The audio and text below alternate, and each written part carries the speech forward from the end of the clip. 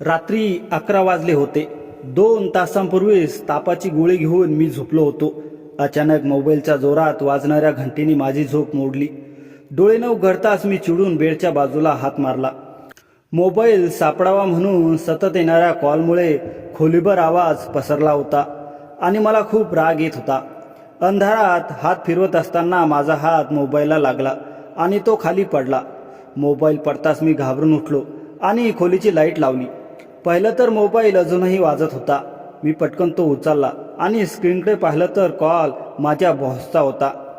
मी त्याच्या हॉटेलमध्ये मॅनेजर म्हणून काम करत होतो. इतक्या रात्री त्यांचा फोन पाहून मी चिंतेत पडलो. नक्की काहीतरी मोठं घडलं असावं असं वाटलं, म्हणून लगेच कॉल घेतला. तिकडून घाबरलेला आवाज आला आणि मी आणखीनच अस्वस्थ झालो. मी विचारलं, सगळं ठीक आहे ना? ते म्हणाले, तू आता कुठे आहेस? मी सांगितलं, घरी आहे. ताप होता म्हणून हॉटेलमधून लवकर आलो. ते घाईघाईत म्हणाले, मी ड्रायव्हर पाठवलाय, तू त्याच्यासोबत लगेच ये. काहीही प्रश्न विचारू नकोस, मला तुझी खूप गरज आहे. त्यांच्या आवाजात इतकी घाई आणि बेचैनी होती की मी काहीही विचारू शकलो नाही. फोन ठेवून मी पटकन कपडे बदलले आणि बाहेर आलो. गेटजवळ ड्रायव्हर उभा होता. आई वडिलांना काही न सांगता मी त्यांच्यासोबत हॉटेलकडे निघालो. त्या दिवशी त्यांची मुलगी कृतिकाचं लग्न होतं. वाटेत मी सतत विचार करत होतो की मला यावेळी का बोलवलं असेल. हॉटेलमध्ये पोहोचलो तर एक विचित्र शांतता होती. लग्नासाठी सजलेला मंडप, काही नातेवाईक उभे होते आणि वातावरण खूप जड वाटत होतं. मी आत गेलो तसं विक्रांत माझ्याकडे धावत आला आणि रडत म्हणाला, बेटा, आता फक्त तूच माझी मदत करू शकतोस. मी त्यांना नेहमी मजबूत आणि प्रभावशाली माणूस म्हणून पाहिलं होतं, पण आज त्यांना अशा अवस्थेत पाहून मला धक्का बसला. त्यांची मुलगी कृतिका आईच्या खांद्यावर डोके ठेवून रडत होती. कळलं की काही कारणाने वरपक्ष परत गेला आणि लग्न मोडलं. त्यांच्या मानसन्मानाचा प्रश्न निर्माण झाला होता. त्या क्षणी मला जाणवलं की माणूस कितीही श्रीमंत किंवा सुंदर असला तरी आयुष्यातील काही प्रसंग त्याला पूर्णपणे असह्य करून टाकतात. लग्नाचा निर्णय त्यांनी माझ्यावर सोडला होता. त्यांना नक्कीच वाईट वाटलं असतं की मी कोणालाही न सांगता असा निर्णय घेतला, पण त्या क्षणी एका मुलीच्या मानसन्मानाचा प्रश्न होता. खरं तर मला दुसरी एक मुलगी प्राजक्ता आवडत होती आणि तिच्याशी लग्न करायची माझी इच्छा होती. तरीही परिस्थिती इतकी गंभीर होती की माझ्यासाठी ड्रायव्हर पाठवण्यात आला होता. मी मान खाली घालून उभा होतो. विश्वासच बसत नव्हता की माझं लग्न कृतिकाशी होणार आहे. श्रीमंत घरातील शिकलेली आणि सुंदर मुलगी आता माझी पत्नी होणार होती.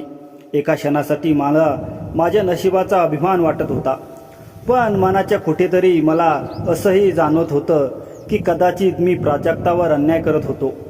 पण त्या क्षणी माझ्याकडे दुसरा कोणताच मार्ग नव्हता. लग्नाच्या विधी सुरू होण्यापूर्वीच मी माझ्या वडिलांना, मारुतीराव पाटील यांना फोन करून सगळी गोष्ट सांगितली. त्यांनी शांत आवाजात सांगितलं, परिस्थिती अशी असेल तर लग्न करून टाक, पण आम्ही येईपर्यंत थांब. त्यांचं बोलणं ऐकून मी विक्रांतकडे पाहिलं. ते म्हणाले, आजपासून मला बॉस नाही तर काका म्हण. मी काही बोललो नाही. थोड्याच वेळात माझे आईवडीलही तिथे पोहोचले. वडिलांनी स्पष्ट सांगितलं की त्यांचा मुलगा कधीच घरजावई होणार नाही. आईलाही या नात्याबद्दल खूप आक्षेप होते, पण विक्रांत रडत रडत हात जोडून विनंती करत होते, त्यामुळे मी सरळ नकार देऊ शकलो नाही. कदाचित माझ्या इतकी हिंमत नव्हती की मी कोणालाही ठामपणे नाही म्हणू शकेल. हीच माझी सगळ्यात मोठी कमकुवत बाजू होती. लाभ असो या हानी, मी कुणालाही नकार देऊ शकत नव्हतो. लग्नाची विधी सुरू होण्यापूर्वीच आईने एक अट स्पष्ट ठेवली की तिचा मुलगा घराचा जावाई म्हणून राहणार नाही. हे ऐकून विक्रांत क्षणभर चिंतेत पडले, पण लगेच त्यांनी त्यांच्या पत्नीला समजावून शांत केलं. शेवटी माझं आणि कृतिकाचं लग्न पार पडलं. ही बातमी प्राजक्ताच्या घरी पोहोचली. तिच्या आईला या लग्नाबद्दल विशेष आक्षेप नव्हता, कारण प्राजक्तासाठी आधीपासूनच अनेक प्रस्ताव येत होते आणि प्राजक्ताही आई अनेकदा माझ्यामुळेच ते नाकारत होती. हो, तिला थोडं दुःख नक्कीच झालं होतं, पण परिस्थिती समजून तिने शांत राहण्यात योग्य मानलं. माझी अडचण तिला समजवण्यात होती म्हणून ती गप्प राहिली. प्राजक्ता ही अजून लहान आणि निष्पाप होती, त्यामुळे या गोष्टीची खोली तिला कदाचित पूर्णपणे जाणवली नसेल. घरातील बहुतेक जण या लग्नाला अर्ध्या मनानेच तयार झाले होते. मी स्वतःही माझं नशीब इतक्या अचानक बदलल्याने थक्क झालो होतो. कृतिकाशी माझं लग्न होईल असं मी कधीच कल्पनाही केली नव्हती. मी तिला नेहमी माझ्या मालकिनीची मुलगी म्हणूनच पाहिलं होतं. पण आज वडिलांच्या मनसन्मानाची आणि परिस्थितीमुळे या नात्यासाठी तयार झाली होती. मला वाटलं वेळ गेल्यावर सगळं काही ठीक होईल, कारण अनेकदा स्त्रिया आपल्या नवऱ्यासोबत हळूहळू जुळून घेतात. सुरुवातीला मनापासून तयार असो व नसो. लग्नाची विधी पूर्ण झाल्यावर माझे वडील मारुतीराव म्हणाले, आता लग्न झालंच आहे तर मुलीची पाठवणी करून टाका. रात्री 12 वाजले होते. मला तापही खूप होता. त्यामुळे माझी अस्वस्थता पाहून मारुतीराव आणि विक्रांत यांनी एकमेकांशी थोडं बोलून घेतलं आणि आजच पाठवणी करायचं ठरवलं. थोड्याच वेळात कृतिका माझ्यासोबत आमच्या घरी आली. आमचं घर लहान होतं, पण स्वच्छ, साधं आणि नीटनेटकं होतं. तिच्या चेहऱ्यावरचे भाव समजून घेण्याचा मी प्रयत्न करत होतो. कदाचित इतकं मोठं आणि ऐश्वर्यसंपन्न घर सोडून आल्यामुळे तिला वाईट वाटत असेल असं मला वाटत होतं. पण ती पूर्णपणे शांत आणि स्थिर दिसत होती. तिच्या चेहऱ्यावर पश्चातापाचा किंचितही भाव नव्हता. तिचं ते धैर्य पाहून मलाही थोडं समाधान मिळालं. मला खूप ताप होता, म्हणून मला लवकर झोपायचं होतं. मी माझ्या खोलीत आलो तर सगळं तसंच होतं जसं मी सोडून गेलो होतो. मी पटकन चादर बाजूला करून तिला बसायला सांगितलं. तीही खूप थकली होती. जड लेंग्यामुळे तिच्या कमरेला नक्कीच त्रास होत असावा. तरीही तिने स्वतःच्या त्रासाची काही पर्वा केली नाही. मला तापामुळे त्रास होताना पाहून ती लगेच माझ्याजवळ आली आणि म्हणाली, औषध घ्या. असं केल्याने ताप कमी होणार नाही. मी तिला सांगितलं की 3-4 तासापूर्वीच औषध घेतलं आहे. थोडी विश्रांती घेतली तर बरं वाटेल. सकाळी मला कार्यालयातही जायचं आहे. सुट्टी घेतलेली नाही. तेव्हा ती शांतपणे म्हणाली, तुम्ही शांतपणे झोपा. कार्यालयाची काळजी करू नका. मी बाबांशी बोलते. माझं डोकं असह्य दुखत होतं. डोळ्यासमोर अंधारून येत होतं. मी हाताने कपाळ मुरगळत बसलो होतो. तेवढ्यात ती हलकेच अगदी हळव्या पावलांनी माझ्याजवळ आली. तिने कुठलाही संकोच न करता अंगावरचं ऊनही न उतरवता माझ्या बाजूला येऊन गुडघ्यावर बसली. तिच्या नाजूक बोटांनी माझ्या डोक्याला हात लावला. सुरुवातीला हलके हलके, मग हळूवार गोलाकार हात फिरू लागली. तिचा स्पर्श अगदी गुलाबाच्या पाकळीसारखा मऊ आणि थंडगार. तिने कपाळावरच्या रेषा हळूवारपणे गुळगुळीत करायला सुरुवात केली. ती एवढी जवळ होती की तिचा श्वास माझ्या गालावर पडत होता. तिच्या केसातला चंदन आणि जाईच्या सुगंधाचा मंद दरवळत अंग भरून गेला. माझ्या डोक्यातली धुकं हळूहळू विरू लागली. तिच्या बोटांचा तो शांत आणि प्रेमळ स्पर्श माझ्या नसानसात उतरत होता. मी डोळे मिटले. तिच्या हृदयाचे ठोके माझ्या खांद्यावर हलकेच जाणवत होते. कधी झोप लागली ते कळलंच नाही. फक्त इतकं आठवतंय की झोपेच्या उंबरट्यावर तिचे बोटे अजूनही माझ्या केसांतून विणून घेत होती. सकाळी जाग आली तेव्हा प्रकाशाची पहिली किरण खिडकीतून आत आली. ती अजूनही तशीच माझ्या शेजारी होती. तिचे डोळे मिटले होते. तिचा हात माझ्या छातीवर होता. ओठावर शांत हास्य. ती गाढ झोपली होती. दिवसाचा पहिला सूर्यकिरण तिच्या चेहऱ्यावर पडला होता. तेव्हा ती अगदी एखाद्या परीच्या रूपात दिसली. मी तिच्याकडे पाहत राहिलो. प्रेमात कोणी बोलावं लागत नाही. ते श्वासातून, स्पर्शातून, जवळीकीतून उतरतं. याची पहिली पहाडी त्या सकाळी उगवली. माझ्या हृदयाचा ठोका तिच्या हृदयाच्या ठोक्याशी विसावला होता. बोलायची वेळ येण्याआधीच तिने आपले प्रेम अक्षरशः माझ्या रोमरोमात उतरवलं होतं. अचानक ती दचकून उठली आणि आश्चर्याने माझ्याकडे पाहू लागली. पुढच्या क्षणी तिला सगळं आठवलं आणि तिच्या चेहऱ्यावर हलकंसं हसू म्हटलं. ती अलगद विचारू लागली, आता तुमची तब्येत कशी आहे? मीही हसत उत्तर दिलं, आता बरं वाटतंय, पण तुमच्या कमरेला नक्कीच त्रास झाला असेल. तुम्ही रात्रभर अशीच बसून होतात. तुमची तब्येत बिघडू नये म्हणून तुम्ही थोडी विश्रांती घ्या किंवा कपडे बदला. इतका जड लेहंगा कालपासून घातलाय, नक्कीच थकवा आला असेल. माझं बोलणं ऐकून कृतिकाने स्नानगृहाबद्दल विचारलं. कपडे घेतले आणि आत गेली. ती स्नानगृहात गेल्यावर मी खोलीतलं सामान आवरू लागलो. हातात काहीतरी काम असावं वाटत होतं. नाहीतर हृदयाचा ठोका इतका मोठा होतोय की तो आवाजही परदेशी पाहुण्यासारखा वाटू लागला होता. खोलीत आता तिच्या अस्तित्वाचा सुगंध उरला होता. तो लेहंग्याचा कापूर, गुलाबी पुडक्यातली क्रीम, अजूनही हवेत तरंगणारी तिची ऊब. बाथरूमच्या दरवाजातून प्रकाशाची एक पिवळी रेषा जमिनीवर पडली होती. तिच्या आत जाण्यापूर्वी बोललेले शब्द अजूनही कानात घुमत होते. मी लगेच आले. तिचा आवाज किंचित थरथरलेला, पण त्याला हे विश्वास अस्सल होता. नक्की किती वेळ झाला माहीत नाही. अचानक बाथरूमचं दार हळूच उघडलं आणि ती बाहेर आली. अर्धवडे केस, डोक्यावर पांढरा टॉवेल गुंडाळलेला, गळ्यापर्यंत तो दुसरा टॉवेल शरीराला गुंडाळलेला. तिच्या डोळ्यात संकोच आणि कुतूहलाची एक ओलसर झाक होती. तिने तोंडाला हलकसं हसू आणलं, पण हे हसू तिचं सौंदर्य अधोरेखित करून गेलं. तिचे ओले केस तिच्या गोऱ्या खांद्यावर पडले होते. तिचे ते थेंब एखाद्या सकाळच्या पावसाने भिजलेल्या चाफ्याच्या पाकळ्याप्रमाणे पाण्यासारखे तिच्या गालावरून खाली सरकत होते. तिचा स्पर्श नसतानाही तिचं अस्तित्व हात वाढवून जवळ करायला लागणारं होतं. ती म्हणाली, तुम्ही इथे बसून होतात का? आवाजात ती साधी सौजन्यही आता जवळची वाटू लागली होती. मी उभा राहिलो. हातात कपडे घेतलेच होते, पण ते आवराचे राहिले. तिच्याकडे पाहून मी म्हणालो, तू बरी आहेस ना? तिने टॉवेल घट्ट धरला. डोळे जमिनीवर खाली करून डोके हलवलं. मी हळूच तिच्याकडे गेलो. एक पाऊल, दुसरं, आणि थांबलो. तिच्या डोक्यावरचा ओला टॉवेल काढून मी माझ्या खांद्यावर टाकला. तिचे केस मोकळे झाले. त्यातून परत तो सुगंध, थंड, गोड, घराची आठवण करून देणारा. थकले असतील, मी म्हणालो. तिने डोळे वर करून माझ्याकडे पाहिलं. मी पुढे म्हणालो, पण हवं तर आता मी इथे आहे. ती गप्प होती. मी हळूच तिच्या ओल्या केसांमध्ये एक ओलसर पट उजवीकडे सरकवली. ती थररली, पण मागे हटली नाही. तुझ्या बाबांनी सांगितलं होतं की तू खूप भावनिक आहेस, ती हळूहळू म्हणाली. आणि तू? मी भावुक होते, पण आता नाही. आता मला वाटतंय कदाचित नशीब खरंच सुंदर असतं. ती म्हणत असताना मी तिचा हात हातात घेतला, कोरडा पण थोडासा गार. मी दोन्ही हातांनी तो गरम केला. तिने हात मागे घेतला नाही, उलट हलकीशी बोटं घट्ट केली. ती ब्लँकेट गुंडाळून माझ्या शेजारी अशी बसली की तिचा खांदा माझ्या खांद्याला हळूच टेकला. तो स्पर्श विजेसारखा पाठीच्या कण्यापर्यंत गेला होता. तो फक्त स्पर्श, पण त्या रात्री त्या स्पर्शात काहीतरी अनंत विसावला होता. दोन अनोळखी, दोन घरं, दोन जगं हळूहळू एक होती. आणि ती आता फक्त उमेद नव्हती, ती होती माझी आयुष्यभरासाठीची. त्यानंतर आम्ही बोललो नाही. बोलायची गरज नव्हती.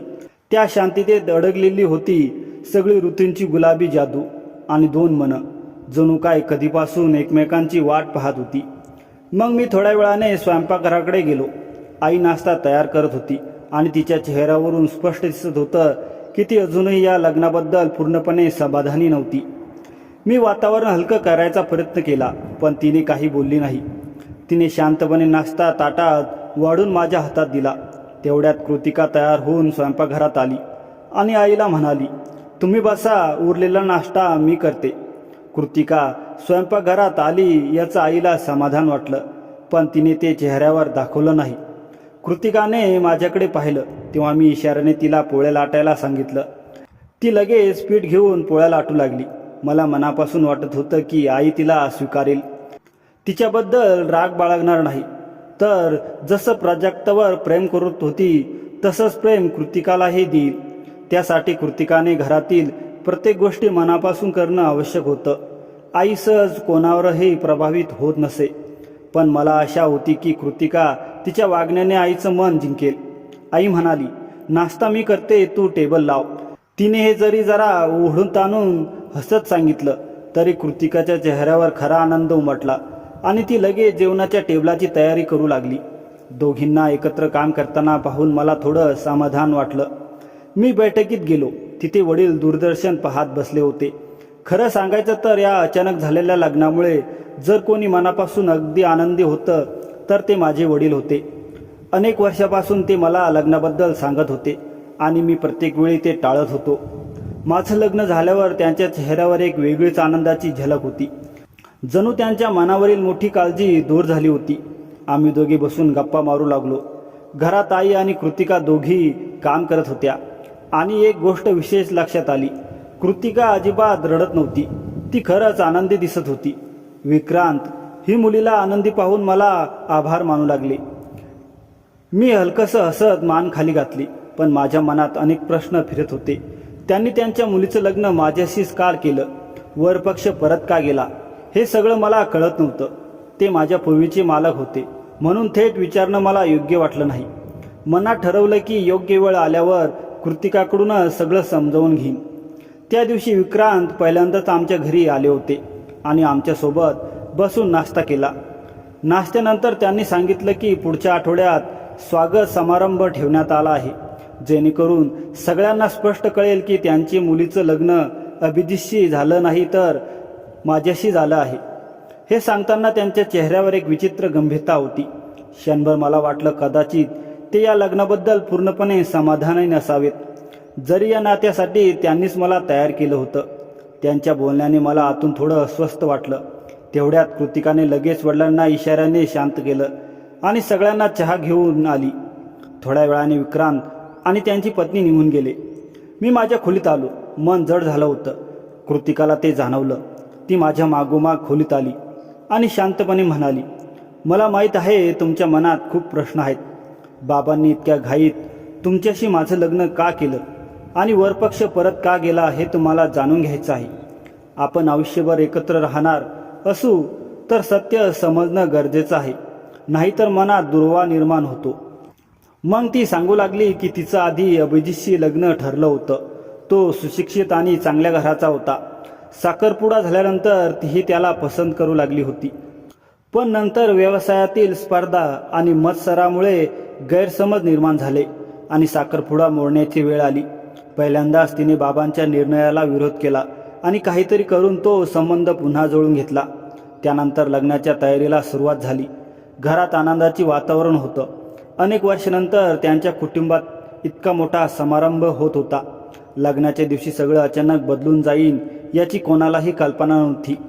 त्यांच्या घरात इतक्या मोठ्या थाटामाटात मुलीचं लग्न होत होतं आणि जवळपास सगळे नातेवाईकही उपस्थित होते. पण अचानक वराच्या वडिलांनी अशी अट केली की सगळ्यांचेच धाबे दणाणले. त्यांनी सांगितलं की लग्न होईल तेव्हाच जेव्हा विक्रांत सगळ्यांसमोर त्यांच्या पायावर पडून माफी मागतील आणि त्यांचं संपूर्ण मालमत्ता त्यांच्या मुलाच्या नावावर करतील, नाहीतर ते आत्ताच वरपक्ष परत घेऊन जातील. ते ऐकताच मला समजलं की ते पुन्हा लग्नासाठी का तयार झाले होते, कारण त्यांनी आधीच ठरवलं होतं की लग्नाच्या दिवशी माझ्या आणि माझ्या कुटुंबाचा सगळ्यांसमोर अपमान करायचा. त्या क्षणी मी पहिल्यांदाच माझ्या मजबूत आणि स्वाभिमानी वडिलांना झुकलेल्या खांद्याने उभं पाहिलं. माझ्या मनाला ते अजिबात मान्य नव्हतं की माझे बाबा कोणाच्या पायावर पडावेत किंवा हात जोडून उभे राहावेत. रागाने मी माझ्या जागेवर उठले. आई मला थांबवायला पुढे आली, पण मी थेट बाबांच्या जवळ जाऊन उभी राहिले आणि विचारलं, तुम्हाला नेमकं कोणत्या गोष्टीची माफी मागायला सांगितली जात आहे? बाबांनी जड आवाजाने सांगितलं, मला माहीत आहे की ते कोणत्या गोष्टीसाठी माझी माफी मागायला सांगत आहे, पण खरं सांगतो, तुझ्या बहिणीच्या मृत्यूसाठी मी जबाबदार नाही. धनंजय यांच्या बहिणीला दुसऱ्या एका मुलावर प्रेम होतं, पण तिच्या घरच्यांनी आमचं नातं ठरवलं होतं. ती माझ्यासमोर रडाली, विनवणी केली की मी या नात्याला नकार द्यावा, म्हणजे तो मुलगा तिच्या घरी लग्नाचा प्रस्ताव पाठवू शकेल. मी नकार दिला, नाहीतर कुटुंबाच्या मानसन्मानाचा प्रश्न निर्माण झाला असता. म्हणून मी तिच्या आनंदासाठी मी ते नातं नाकारलं, जेणेकरून तिचे घरचे तिचं लग्न तिला आवडेल त्या मुलाशी करतील. पण तो मुलगा फसवा निघाला. त्याने तिच्या मानसन्मानाशी खेळ केला आणि तिला अत्यंत वाईट अवस्थेत सोडून पळून गेला. ती कोणालाही काही सांगू शकली नाही. जेव्हा तिच्याजवळ कोणताही मार्ग उरला नाही, तेव्हा तिने शहरातील सगळ्यात उंच इमारतीवरून उडी मारून आयुष्य संपवलं. एवढं सांगून बाबा काही क्षण शांत झाले. मग पुन्हा म्हणाले, मी खरंच सांगतो धनंजय, तिच्या मान सन्मानासाठी आणि आनंदासाठीच मी तो निर्णय घेतला होता. मला जर आधीच अंदाज असता की असं होईल तर मी कधीच नकार दिला नसता. तिनेही मला सांगितलं होतं की ही गोष्ट कुणालाही सांगू नको, म्हणून मी शांत राहिलो. बाबा वारंवार स्पष्टीकरण देत होते, पण धनंजय यांची एकच अट होती की बाबा सगळ्यांसमोर त्यांच्या पायावर पडून माफी मागतील, तेव्हाच लग्न होईल. मी रडत रडत बाबांशी मिठी मारली आणि म्हणाले, मी आयुष्यभर तुमच्यासोबत राहीन, पण तुम्हाला कोणासमोर झुकू देणार नाही. तुम्ही जर त्यांच्यासमोर डोके झुकवलं तर समजेल की तुमची मुलगी मुलगीच नाही. मी तुमचा अपमान होताना पाहू शकत नाही. त्यापेक्षा मी जग सोडेन. त्या क्षणी संपूर्ण मंडप शांत झाला. माझं बोलणं ऐकून बाबा थांबले. त्यांनी स्पष्ट सांगितलं की ते त्यांची सगळी मालमत्ता मुलाच्या नावावर करू शकतात, पण कोणाच्या पायावर पडून माफी मागणार नाही. पंडितही हे सगळं आश्चर्याने पाहत होते. मंडपात कुजबूज सुरू झाली होती. लोक आपसापसात बोलू लागले, पण धनंजय त्यांच्या हट्टावर ठाम राहिले. त्यांनी मोठ्या आवाजात सांगितलं की जोपर्यंत विक्रांत सगळ्यांसमोर त्यांच्या पायावर पडून माफी मागत नाही, तोपर्यंत ते त्यांच्या मुलाला फेऱ्या घ्यायला परवानगी देणार नाहीत. धनंजय बाबांच्या जवळ येऊन म्हणाले, आज माझा मुलगा वरात परत घेऊन गेला तर बदनामी तुमच्या मुलीशी होईल. मग तिच्याशी लग्न करायला कोणीही तयार नाही होणार. म्हणून सगळ्यांसमोर माफी मागणंच तुमच्यासाठी योग्य आहे. बाबा हलकसं हसले आणि म्हणाले, वरात परत न्यायची असेल तर घेऊन जा. माझ्या मुलीसाठी तुमच्या मुलापेक्षा 100 पट चांगला मुलगा मी शोधून आणीन. माझ्या मुलीसाठी यापेक्षाही चांगली नाती आली होती, पण ओळखीच्या घरात लग्न व्हावं म्हणून मी ते नाकारली.